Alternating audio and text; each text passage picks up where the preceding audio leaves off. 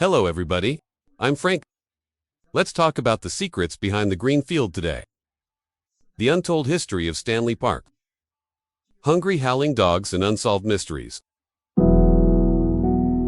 you think, is this just a beautiful city park? It's on the edge of downtown in Vancouver, Canada. Located on an area of 405 hectares. Then New York, Central Park is 10% larger than the original forest. So this is Stanley Park. In the eyes of tourists, it's the perfect cycling mecca. A gold card from the Pacific coast. But behind the dazzling sunshine and emerald green shade, in the depths of this ancient forest, but buried for centuries, unexplained natural phenomena, and a dark taboo that the Aboriginal people have passed down for thousands of years. Today we will completely rip open this Vancouver, the most beautiful business card disguise, take you into the darkest green depths. The most gripping secret. Stanley Park is not just a calling card for Vancouver, it's a place full of power. Blood and tears, capital controversial land with forced evictions. From the sacred sites of the ancient Aboriginal people, to the military fortresses of the British Empire, to today's world-renowned tourist destination, its historical timeline. Every step is filled with those in power, greed, and unsolved mysteries. Let's turn back the clock. As early as thousands of years BC, this land is the original people Squamish and so on, homeland where the tribe has lived for generations. 1792. British explorer George Vancouver captain arrives here. Officially kicked off the colonial expansion. By 1863, to defend against a possible U.S. invasion. This is a military reservation. This defensive political decision, instead of surprise, let this primeval forest avoided suffering, the collapse of early industrial logging. September 27, 1888. The park is officially open to the public. The then Governor-General of Canada, named after Lord Stanley. On the opening day of the park, Vancouver's second mayor, David Oppenheimer, standing on the podium, he presided over a grand ceremony. But this shrewd mayor, and the colonial government behind him, what I didn't tell you is, behind this bustling opening ceremony, it's a play for the Aboriginal people who have lived here for generations, for decades. Extremely brutal forced evictions and destruction of homes. Chapter 1. Dead Man's Islands, Wailing Wall, and Armed Confrontation. Leave the main road, our eyes turn. The area on the east side of the park was locked by barbed wire. The absolutely forbidden area where outsiders are strictly prohibited, Dead Man Island. Why, in a park full of laughter, in the park, would have such a creepy name? All this must be traced back to 1,700 years ago. According to ancient historical sources handed down by the Aboriginal people, this was once the Salish of the coast. The brutal battlefield of a fierce civil war between the tribes. One of the tribes captured the other, a large number of parents and children as hostages. In exchange for a weak family, 200 young warriors on the other side willingly laid down her arms, walked naked on this lonely island, act as a hostage in exchange. However, what awaits these young people is not peaceful forgiveness. It's a brutal slaughter without a bottom line. The blood of 200 warriors completely dyed the soil of the island red. It is said that the next day, the island grew a strange red color, moss. Aboriginal people mourn the remains of the deceased in a special cedar box, hanging high on the branches of the island. Make this the most sacred and most eerie tree burial site in Vancouver history. From 1888 to 1892, the deadly smallpox plague swept through the newly built city, Vancouver, due to the city's medical collapse. This island of the dead that was originally a cemetery, requisitioned urgently, transformed into isolated smallpox, quarantine area, and a plague log house. Countless desperate patients, in a humble wooden house on this cold island, died miserably. Their bodies were taken by the living, buried early under dirt and weeds. Made the island an overlapping, supergiant mass grave. However, In this area, blood and accursed land intertwined with disease. In 1899, a shock broke out. Armed standoff across Canada, known in history as the Battle of Dead Man's Island. Spring Festival of 1899. Ambitious industrial predator in the United States, Theodore Ludgate, did something that angered all of Vancouver's elite. He passed privately. Collusion with officials within the Ottawa Commonwealth. Take advantage of the law. At a mere $500 a year cabbage price. Forcibly signed a 25-year contract. Dead Man Island lease contract. Ludgate threatened. He wants to cut down all the century-old primitive trees on the island. Build a giant steam sawmill on the spot. As soon as the news comes out, the city was in an uproar, especially living across the park. The most luxurious residential area in Vancouver at that time. The dignitaries of the West End district. They will never tolerate themselves. The invincible view of the Pacific Ocean outside the window. Rolled black smoke and sawmill noise completely destroyed. They can't even tolerate my own mansion. Assets are facing a havoc. This is not a pure environmental battle at all. It's about foreign capitalists and local politics. A game of life and death interest between the powerful. April 24th, 1899 at 6:30 in the morning. Fog on the sea. Ludgate employs more than 30 burly men. Tough lumberjacks with axes and chainsaws. Forcibly landing on the island by boat. Ready to seize land. Forced logging. Ludgate even haughtily before landing on the island. To the media, if the Vancouver police dare to stop me. Tomorrow, I will launch a citywide march to force the mayor to step down. However, he proposed the iron blood of local policy. Iron wrist when Ludgate took the workers, swaggering into the dense forest. The then mayor of Vancouver, James Garden, personally lead almost all the armed police in Vancouver. Already waiting for a rabbit in the shadow of the ancient tree. When Ludgate arrogantly raised the axe, the moment when he smashed hard into the first redwood tree, Mayor James Garden once stepped out of the shadows. Under the cold muzzle of the audience, Vancouver read by the mayor on the spot, the first riot act in the history of the city. Order all police forces to draw guns and pull bolts.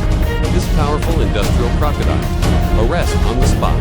This is about Dead Man Island. Ownership of capital and legal fights. Hold on the court for more than 10 years. And here's what's even weirder.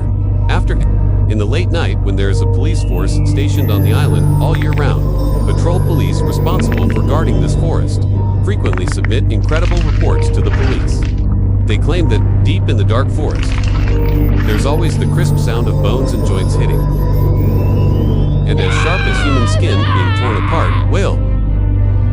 As if to warn anyone who dares to cut down trees here. Alive, Vancouver Police Commissioner at the time. And half-jokingly approved. A special instruction. The police officer in charge of patrolling Dead Man Island, late at night, must carry high-brightness special torches with him. Although Ludgate eventually won the case in 19 and forcibly cut down the trees on the island. But his company has been working for a long time, completely bankrupt in litigation. His giant sawmill eventually came to nothing. This desert island, cursed by blood and plague. Until 1942, during World War II, officially taken over by the Canadian Navy, just closed completely. End the hustle and bustle. Chapter 2, The Disappearance of the 9 o'clock Cannon. Head north along the Seawall Walk. Cape Royal Presbyterian in the park. It houses a 200-year-old statue. Cast iron cannon. 9 o'clock cannon. Since 1898, this ancient cannon, like the pulse of the city, roar. Tell the time for the fishermen at sea and the citizens of the city. It's as accurate as a Swiss clock. It's never really gone wrong. Until one late night in February 1969. That night, this one weighs several tons at every turn. Cannon carved deep into solid rock foundation. The whole city is on alert. Without warning, he mysteriously disappeared. The next morning, when the staff arrived at the scene, find where the cannon is located. There's a bare plinth. All of Vancouver instantly fell into a huge shock and panic. Rumors abound in the streets. Some say aliens took it away. Some say it was due to looting. Aboriginal land and was retaliated by the ancient gods. But the traces of professional crime left at the scene. The suspect was quickly pointed to a Vancouver native. A group of highly intelligent extrajudicial fanatics, University of British Columbia, hardcore students and engineering students. In Vancouver, this group is wearing iconic, the engineering student in the red jacket. Year-round planning has caused a sensation around the world. Hardcore shenanigans claim to be UBC's engineering pranks. They habitually, in February, when Engineering Week started. In Engineering Week in they reached for the 9 o'clock cannon. However, this cannon hijacking case went down in history. On the night of the attack, but it turned into a massive rollover scene. These pretentious engineering geniuses, when calculating the weight of the cannon, because of the wrong calculus and mechanics formula, we seriously underestimated the weight of the cannon.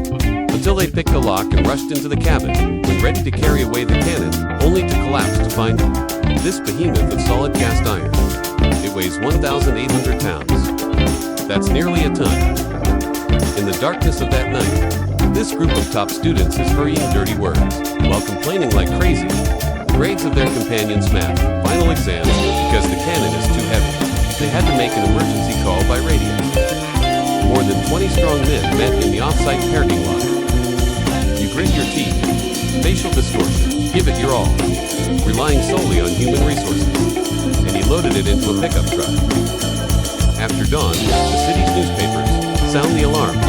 Vancouver police searched the city, this missing artifact, and this group of secondary and red jacket students, due to tossing all night. Hungry, he was actually driving this car with a ton of stolen goods. Pickup truck, swaggering into Vancouver's most famous White Spot White Tea Drive-In restaurant. They were chewing hamburgers outside the gate, as if nothing had happened. Looking in the trunk, Royal Cannon covered with canvas. It was hilarious to the core.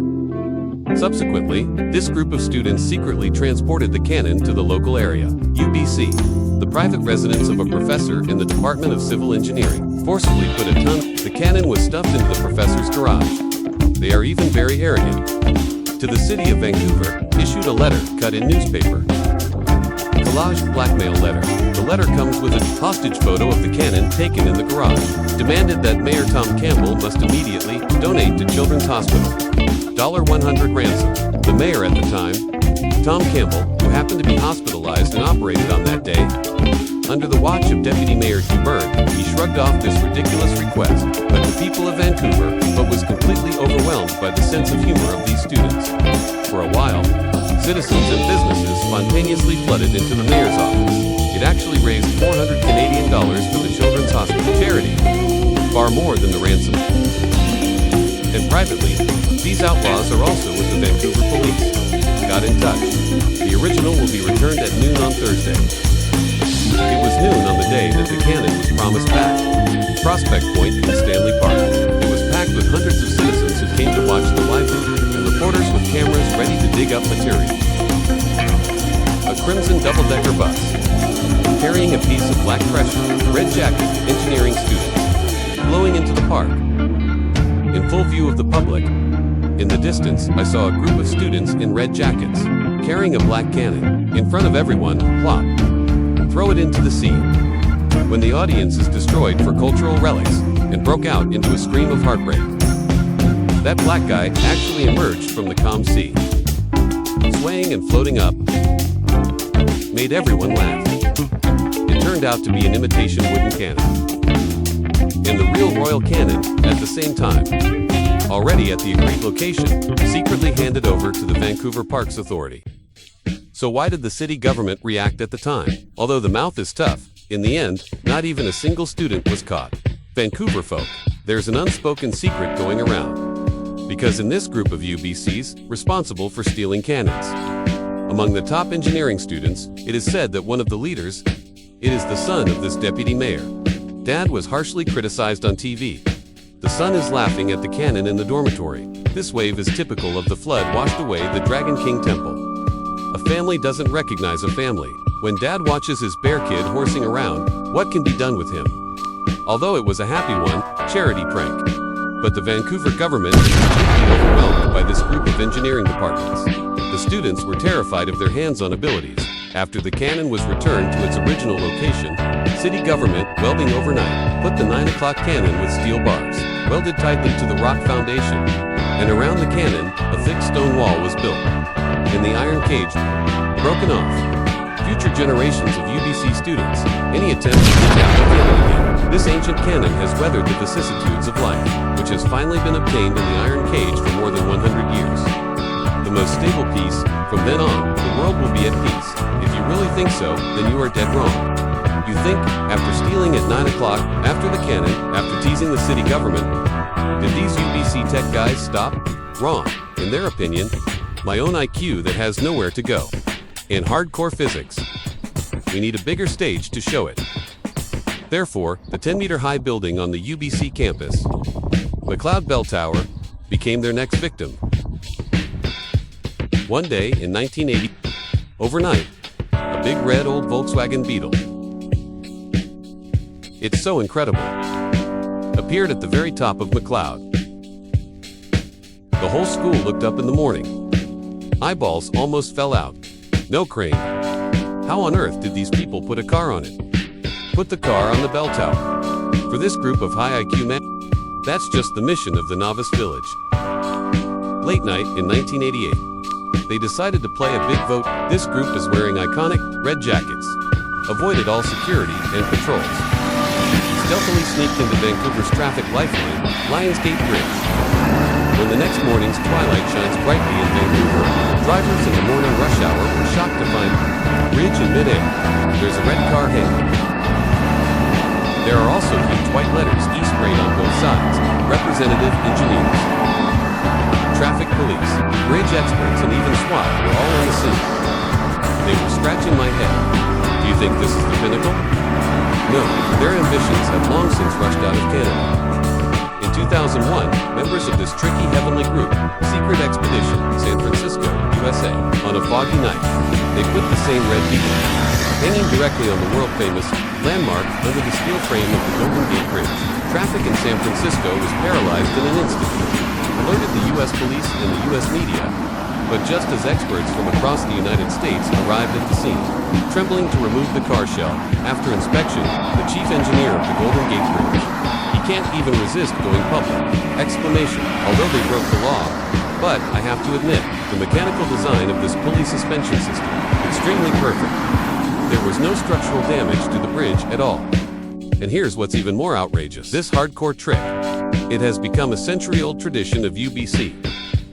February 2008. Exactly 20 years later, a new generation of students, in order to pay tribute to the legend, in the wind and rain, actually on the Lionsgate Bridge, a perfect re-engraving of this famous scene.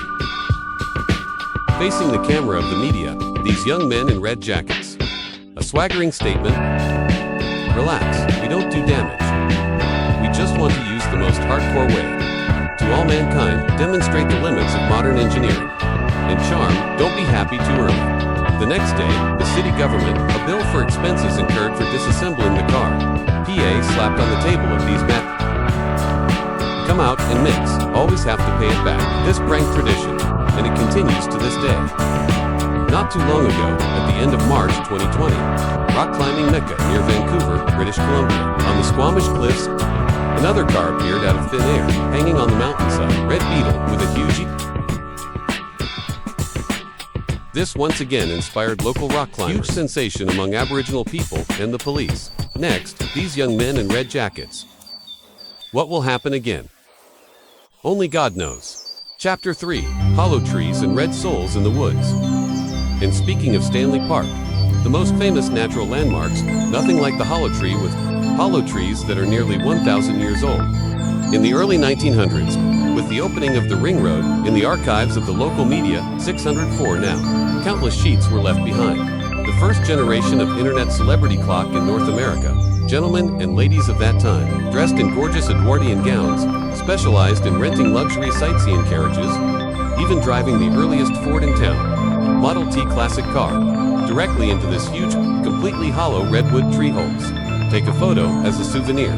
In those days, can drive into a tree hole It is a symbol of status and wealth.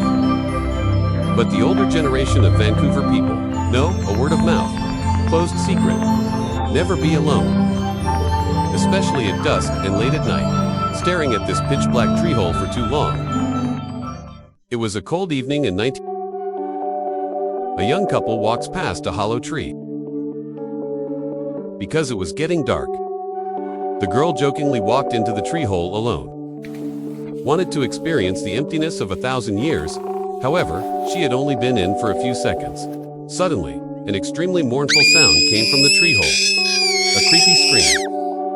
The boyfriend outside rushed into the tree hole like crazy, but found that the girl's eyes were wide open.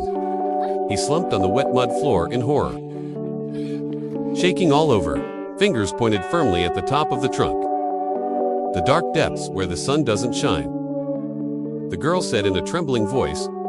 Just as she looked up, she saw a man wearing a 19th century vintage dress. Man in red and road builder's clothes. Hanging feet.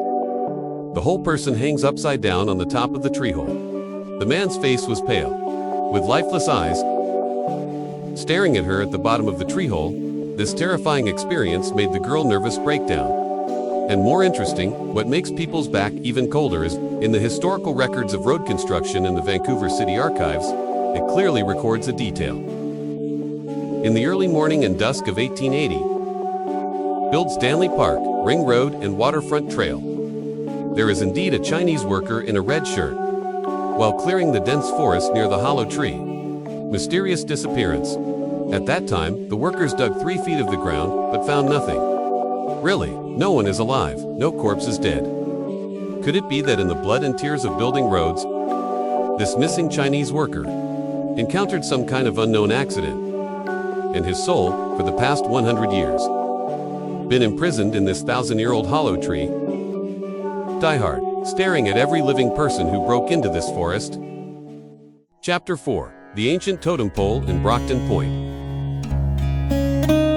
Leaving the hollow tree full of urban paranormal rumors, we follow the coast to Brockton Point by the sea. On a flat green meadow, tall, colorful Aboriginal totem poles. Standing here quietly, welcoming the Pacific breeze. Here is the most visited tourist attraction in British Columbia. But few tourists actually understand it. The meaning behind wood carving, in the beliefs of the Aboriginal people, these totem poles are definitely not for idol of worship. They were carved out of wood. Generational history textbooks and family laws. The animal figures on each totem pole. It's all an ancient, the concrete carrier of tribal history. The giant thunderbird at the top spreads its wings, symbolizes supernatural dominance. With supreme majesty, the black bear below opens its mouth wide, represents infinite strength and the protection of motherly love. And the killer whale swims at the bottom of the pillar, guarding the secrets of the ocean and the territory of the tribe. Every exaggeration, even at dusk, it's got kind of a hideous face, are declaring this deficiency to the world. The glory and betrayal we have experienced. But these beautiful works of art, it has also been for political and commercial interests in the past. Victim. In the 1920s, for the newly built Vancouver to become an international tourist city. Vancouver, the Parks Department has made a highly controversial decision. Did not ask the local tribes to create instead, send officials directly, carrying a large amount of cash to the northern part of Vancouver Island and even to the distant Haida Gwaii Peninsula, to the tribes there, to acquire in large numbers the ancient totem poles with a long history, and then forcibly stuff them into Stanley Park. For Indigenous peoples, totem poles are alive. They carry the grievances of the tribes and the glory of the ancestors. According to ancient tradition, a totem pole, from the day it stood up, it should be allowed to rot naturally in the wind and rain, cracking, dust to dust, earth to earth, any forcible movement and repair. It is disrespectful to the ancestors and gods.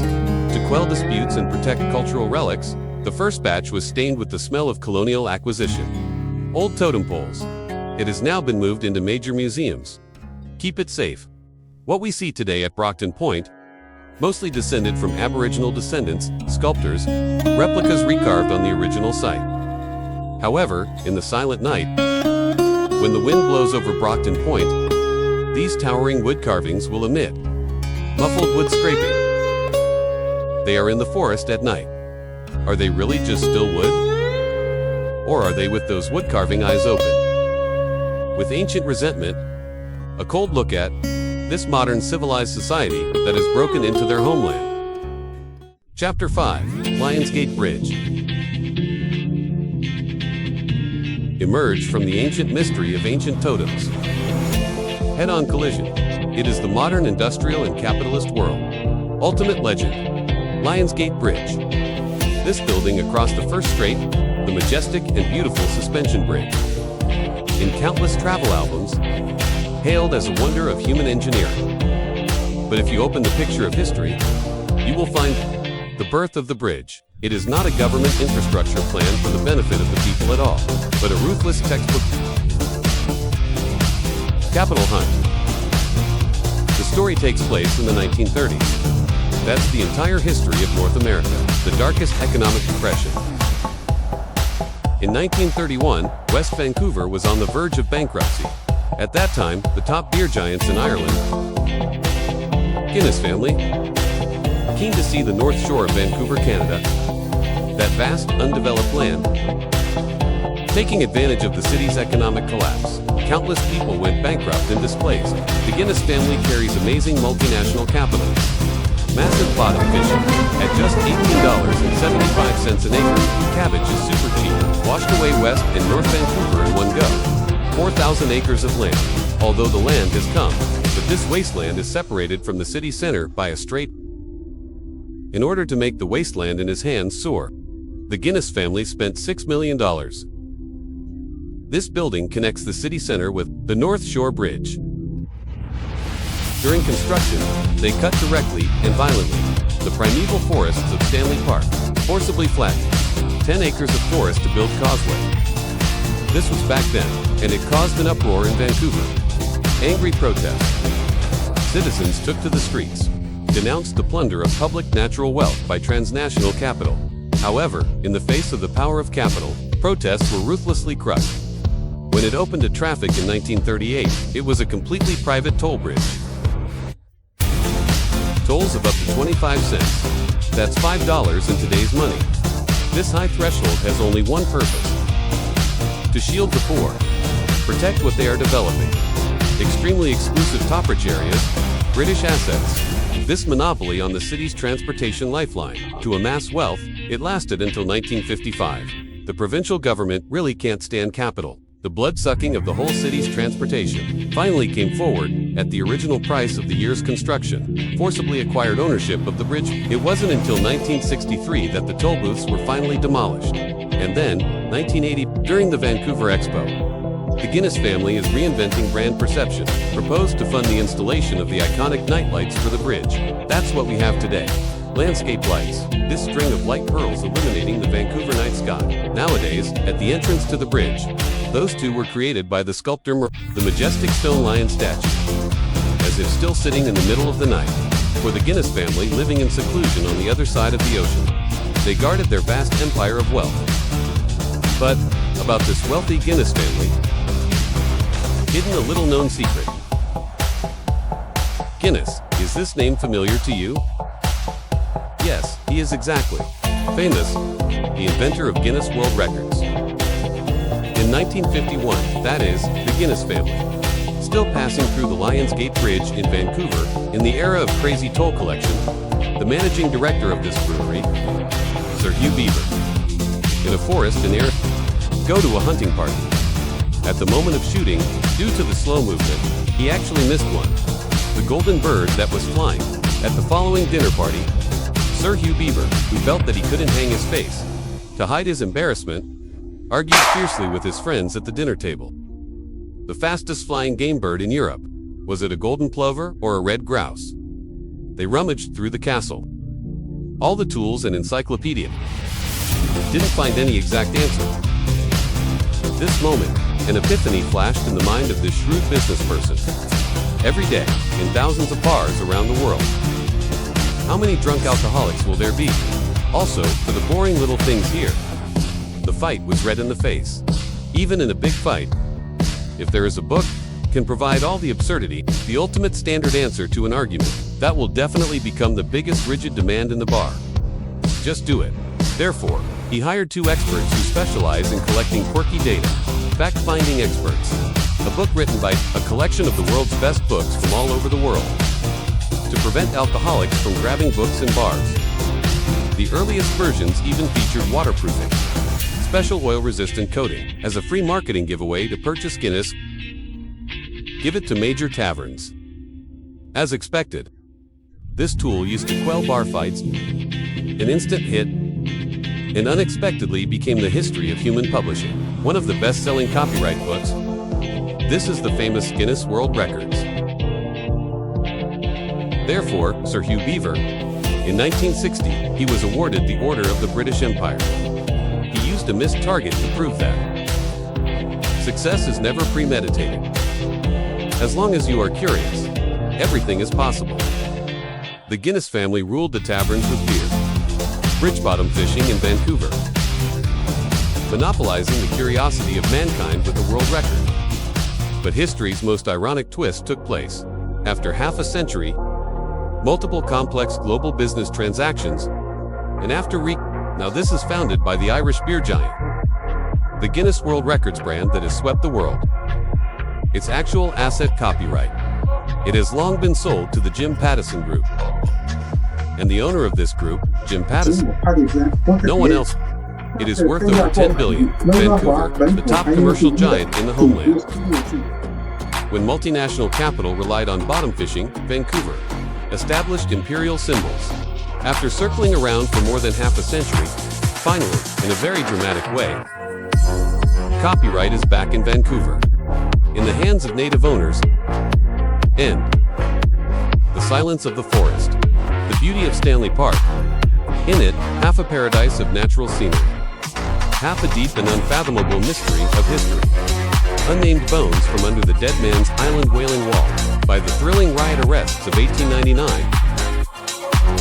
from 9 o'clock cannon, unsolved supernatural cases that disappeared out of thin air, into the hollow tree, the red ghost that has been hanging upside down for 100 years, to the ancient totem pole sleeping in Brockton Point, and the bottom fishing by the multinational giant crocodile, finally, back to the local Lionsgate Bridge and world records. Fully explained, in this piece, land covering an area of 400 hectares of virgin forest. It used more than 100 years of long silence to cover up too much unknown blood, capital hunting, and mysterious unsolved cases. Next time, when you walk by the beautiful Lionsgate Bridge again, or stroll on the seawall walk, might as well stop. Pay more attention to those around you. Deep in the jungle, rustling in the sea breeze.